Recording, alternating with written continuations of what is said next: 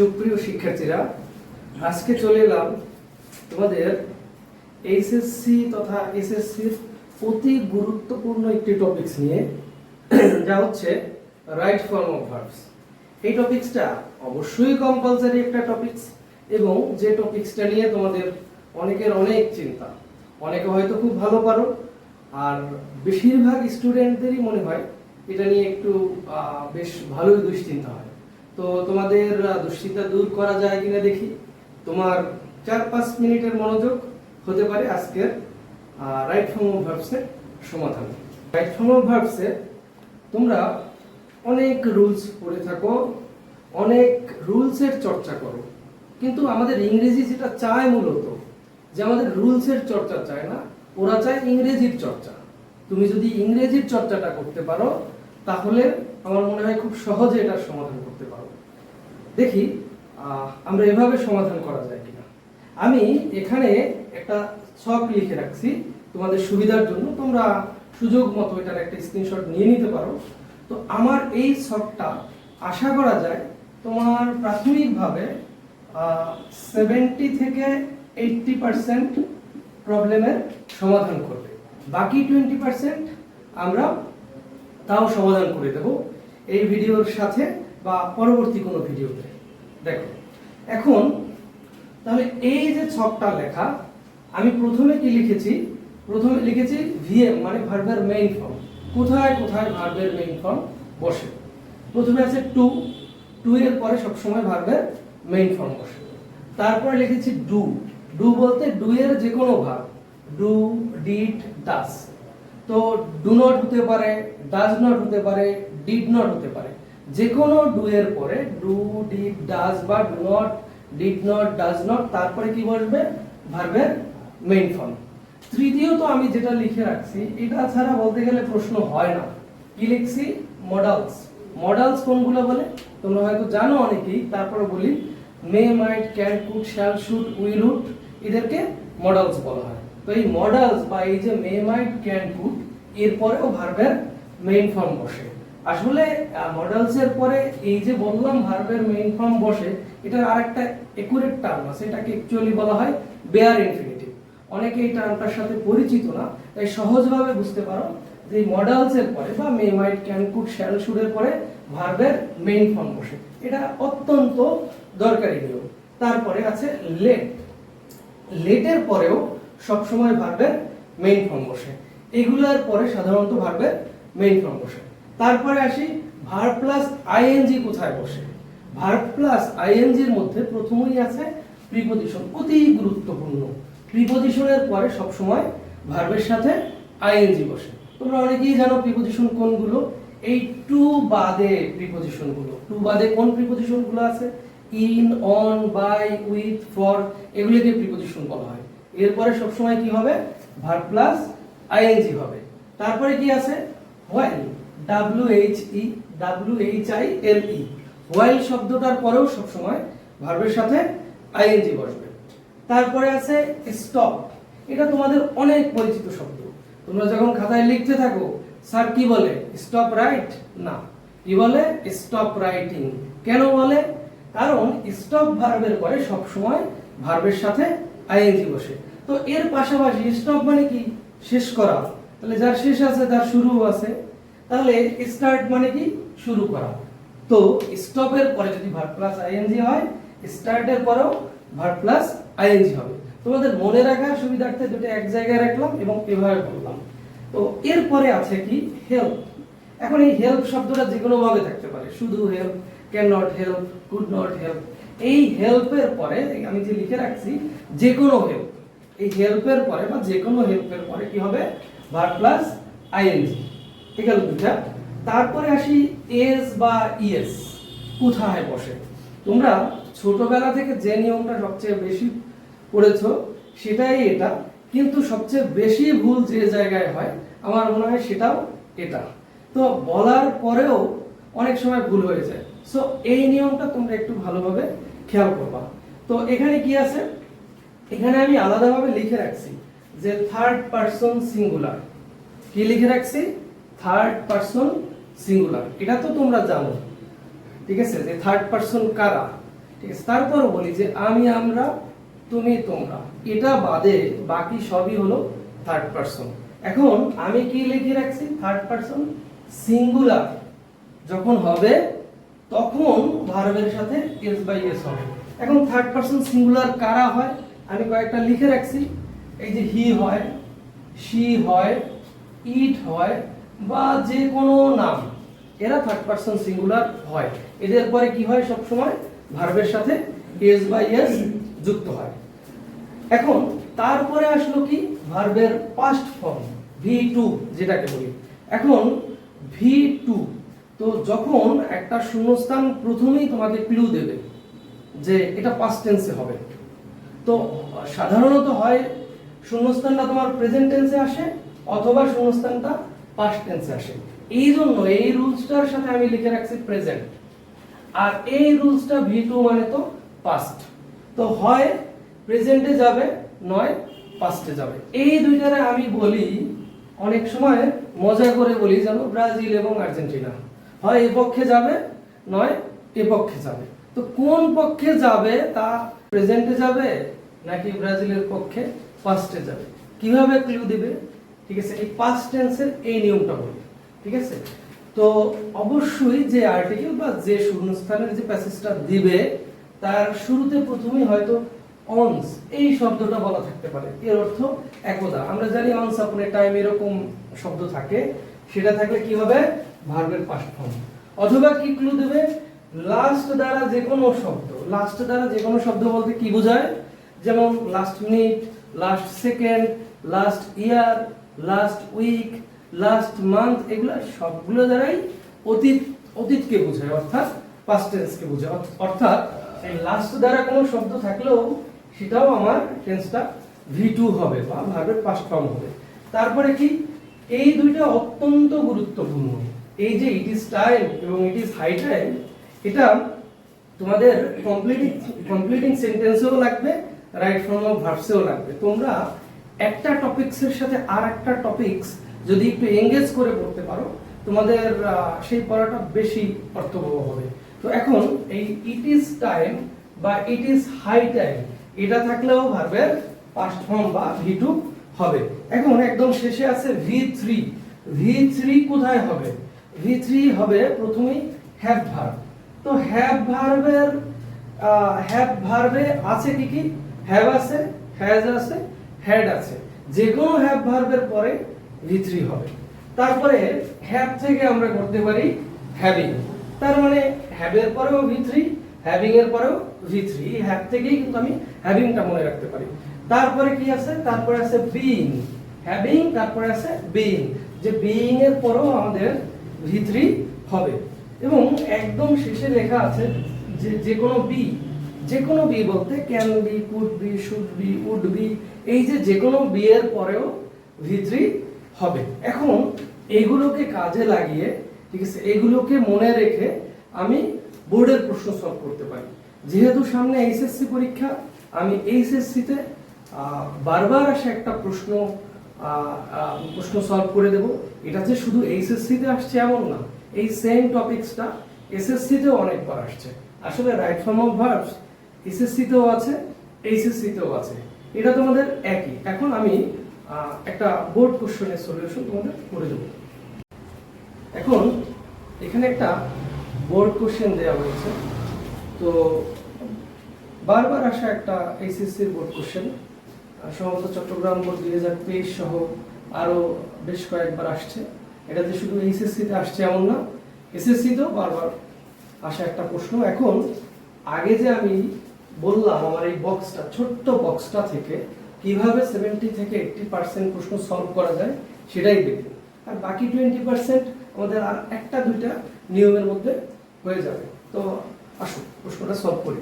তো প্রথমে হোয়াইল, আমি বলছিলাম যে হোয়াইল থাকলে কি হবে, হোয়াইল থাকলে হবে ভার্ব প্লাস আইএনজি। তাহলে এখানে যেহেতু হোয়াইল আছে, কি হবে, হোয়াইল ইট হবে না, হোয়াইল ইটিং, কারণ হোয়াইলের পরে ভার্বের সাথে আইএনজি হয়। While eating food we should, এখানে কি আছে, শুড। এই নিয়মটা অনেক জরুরি, এটা থেকে দেখবা এবার পরীক্ষার পরে বেশ কয়েকটা বোর্ডে এই নিয়মটা থেকেই প্রশ্ন আসছে। সেটা কি হলো, এই যে আমি বলছি মডালস, মডালস কোনগুলো? মে, might, can, could, shall, should, এরপরে কি হয়? ভার্বের মেইন ফর্ম। এই যে শুডের পরে বিয়ার এর মেইন ফর্ম বিয়ার, অর্থাৎ বিয়ার আছে, এটার মেইন ফর্ম বিয়ারই হবে। তোমাদের ছোট্ট করে একটা কথা বলি যে ইংরেজি বুঝলে তুমি দেখবা প্রায় 10% প্রশ্নের কোনো পরিবর্তনই হয় না, ঠিক আছে? যারা পারে, যারা বুঝে, তারা যেটা আসে ওটারই কপি পেস্ট করে দিতে পারে। দেখো যেমন বিয়ার ছিল, এটার অ্যান্সার বিয়ারই হলো। আচ্ছা, তারপরেরটা যাই। In the bear in mind that we don't eat just to, আবার কি আছে? টু। আমরা কি কি পেয়েছি? টুর পরে কি হয়? ভার্বের মেইন ফর্ম। তার মানে টুর পরে ভার্বের মেইন ফর্ম, তার মানে স্যাটিসফাই আছে, এখানে স্যাটিসফাই এর মেইন ফর্ম স্যাটিসফাই হবে। তারপরে হাঙ্গার অর টু, আবার টু আছে। এটা অত্যন্ত জরুরি একটা নিয়ম, অত্যন্ত ইম্পর্টেন্ট একটা নিয়ম, যে টু এর পরে সবসময় কি হবে? ভার্বের মেইন ফর্ম। তাহলে এইখানে টু আছে, টুর পরে ফিল এর মেইন ফর্ম ফিল হবে। তো যেখানেই ভার্বের মেইন ফর্ম হচ্ছে সেখানেই আমার শূন্যস্থানটা চেঞ্জই করা লাগতেছে না, যা আছে সেটাই বসায় দিচ্ছি আমরা। তারপরে দেখি দা বেলি, উই ইট টু, আবার টু আছে। তো আমরা কি জানি যে টু এর পরে ভার্বের মেইন ফর্ম, তাহলে প্রিজার্ভের মেইন ফর্ম হচ্ছে প্রিজার্ভ, তার মানে এখানে হবে প্রিজার্ভই হবে। আওয়ার হেলথ, এখন তার পরেরটাই যে ফর গুড হেলথ। আমরা এখানে আরেকটা জিনিস ছোট্ট করে শিখে নিতে পারি, সেটা কি? এই যে ফর, এই শূন্যস্থানটা শুরু হলো প্রিপজিশন, শূন্যস্থান না, এই যে বাক্যটা শুরু হলো প্রিপজিশন দ্বারা। কোনো বাক্য যদি প্রিপজিশন দ্বারা শুরু হয় তো এটাকে প্রিপজিশনাল ফ্রেজ বলা যায়। তো প্রিপজিশনাল দিয়ে শুরু হলে বা প্রিপজিশনাল ফ্রেজ দ্বারা শুরু হলে তারপর একটা কমা ব্যবহার হয়, যা তুমি পাঞ্চুয়েশনে আবার ব্যবহার করতে পারো এবং তোমার লিখিত ইংরেজিতেও তুমি এটা ব্যবহার করতে পারো। তো for good health, a man, দেখো ভার্বের আগে আছে এ ম্যান। তো এখন আমাদের অনেক সময় ওই যে বললাম বাকি 20%, তো সেখানে এই একটা প্রশ্ন আসলে এ ম্যান, ঠিক আছে? তো a man it good food, একজন মানুষের ভালো খাবার কি খাওয়া উচিত। আমাদের দেখবা প্রায় ইংরেজিতে একটা উচিত অর্থে একটা শব্দ আসে, উচিত অর্থে। তো উচিতের ইংরেজি হচ্ছে শুড, এই শব্দটা প্রায় শূন্যস্থানে আনতে হয় শুড, ঠিক আছে? তো এখানে যদি আমি শুডটা ব্যবহার করি তাহলে আমি এখানে কি পেয়েছি? যে modals should, may, might, can, could, shall, শুডের পরে ভার্বের মেইন ফর্ম বসে। তো এখানে যদি আমি শুড বসাই, শুড বসাই, তাহলে কি ইটের কোনো পরিবর্তন করতে পারবো না? তাহলে কি হবে? শুড ইট, তার মানে a man should it good food. পরেরটা যাই, সামটাইমস, দেখো এখানেও একটা কমা আছে। আমার সামনে আসলে প্রশ্ন পড়লে তো একটু ব্যাখ্যা না করে পারি না। তো এই যে সামটাইমস শব্দটা আছে, ঠিক আছে, এটাকে বলা যায় অ্যাডভার্ব। এই যে বললাম একটু আগে প্রিপজিশন দ্বারা বাক্য শুরু হলে, প্রিপজিশনাল ফ্রেজ হলে কমা হয়, সেরকম যদি ক্লোজের শুরুতে মানে বাক্যাংশের শুরুতে অ্যাডভার্ব থাকে তাহলে কমা হয়। তো কমাটা কোথায় হয়? এই যে সাবজেক্টের আগে, ইটটা হলো সাবজেক্ট, তার আগে এই কমাটা বসছে। এটা তোমরা পাঞ্চুয়েশন বা রাইটিং এ ব্যবহার করতে পারো। একটু বাড়তি কথা বলে ফেললাম, পরেরটায় যাই। তো ইট সো হ্যাপেন, এখন দেখো এখানে আছে কি? ইট আছে। তো আমি এখানে দেখিয়েছি যে তোমার থার্ড পারসন সিঙ্গুলার নাম্বার হলে ভার্বের সাথে এস বাই এস হয়। এখন সেখানে কয়েকটা লিখেও দিছি, এই যে হি, শি, ইট থাকলে কি হবে? ভার্বের সাথে এস বা এস যোগ হবে। সো এখানে ইট হ্যাপেন্স ব্যবহার করা যায়। অনেক ক্ষেত্রে একই শূন্যস্থানের একাধিক অ্যান্সারও হয়ে থাকে। তো যাই হোক, তাহলে it so happens that people who leave, এখন হু লিভ, দেখো শূন্যস্থানের আগে আছে হু। তো হু হোয়ার এগুলো দ্বারা তো সিঙ্গুলার প্লুরাল কিছু বোঝা যায় না, এজন্য তার আগের শব্দকে নিতে হয়। তো হু এর আগের শব্দ কি আছে? পিপল। আচ্ছা, পিপল অর্থ কি? পিপল মানে জনগণ, জনগণ তো সিঙ্গুলার না, জনগণ তো অবশ্যই প্লুরাল, তার মানে পিপলটা হচ্ছে প্লুরাল। তো আমি এখানে কি বলছি যে থার্ড পারসন সিঙ্গুলার হলে এস বাই এস যোগ হবে, কিন্তু প্লুরাল হলে এস বাই এস যোগ হবে না। তো যেহেতু এটা প্লুরাল সেহেতু এই ভার্বের সাথে এস বাই এস যোগ হবে না, তার মানে কি হবে? যা আছে তাই, পিপল হু লিভ। আশা করি বুঝতে পেরেছো। তো even in the midst of plenty do not, এই যে দেখো এর আগে আছে ডু নট। আমি প্রথম রুলসটাই বলেছি যে ডু ভার্ব, যে কোনো do do, did, does, do not, does not থাকলে কি হবে? ভার্বের মেইন ফর্ম হবে। তার মানে এই যে ডু নট এর পরে ভার্বের মেইন ফর্ম হবে। তো মেইন ফর্ম মানে ইট এর মেইন ফর্ম ইট। তার মানে do not eat the food they need for good health. তো পরেরটাই যাই, অ্যাকচুয়ালি। আবার তো এই সামটাইমস এর মতো অ্যাকচুয়ালিও হচ্ছে একটা অ্যাডভার্ব, সামটাইমস এর মতো অ্যাকচুয়ালিও হচ্ছে একটা অ্যাডভার্ব। অ্যাডভার্ব শুরুতে থাকলে সাধারণত কমা বসে। কোথায় বসে? সাবজেক্টের আগে। এই যে দে সাবজেক্ট, এই যে দে সাবজেক্টের আগে বা পূর্বে দেখো এইখানে একটা কমা বসছে, যেটা তোমরা পাঞ্চুয়েশন বা রাইটিং এ ব্যবহার করতে পারো। তো দেখি তারপরে রাইট ফর্ম অফ ভার্বস এর দে আছে। তো তাহলে দে কি সিঙ্গুলার না প্লুরাল? দে হলো প্লুরাল, ঠিক আছে। তার মানে প্লুরাল থাকলে কি হবে?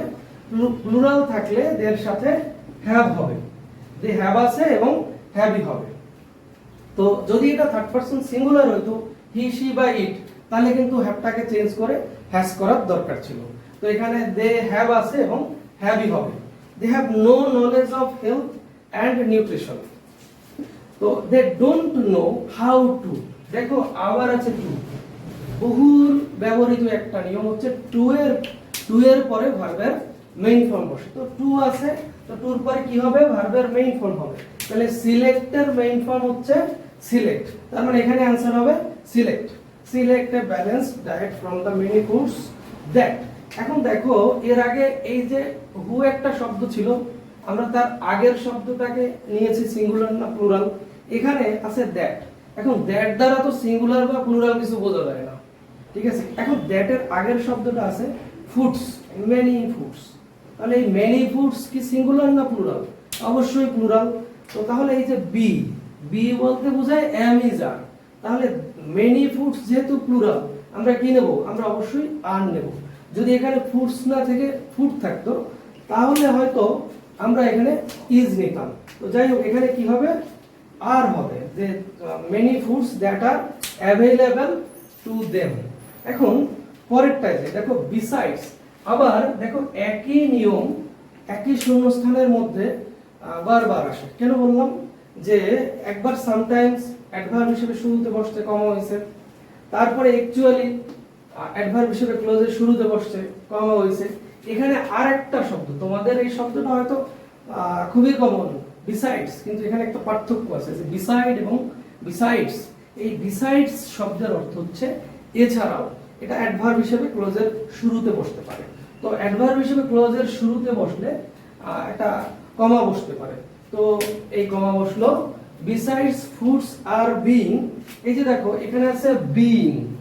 আমি আমার বক্সের শেষ নিয়মে লিখেছিলাম যে হ্যাভিং অথবা বিইং এর পরে ভার্বের পাস্ট পার্টিসিপল হয়, মানে V3 হয়। তো এখানে আছে বিইং আছে, এই কারণে অ্যাডাল্ট্রিয়েট, এটা অ্যাডাল্ট্রিয়েটেড, V3 অ্যাডাল্ট্রিয়েটেড হবে বিইং এর জন্য।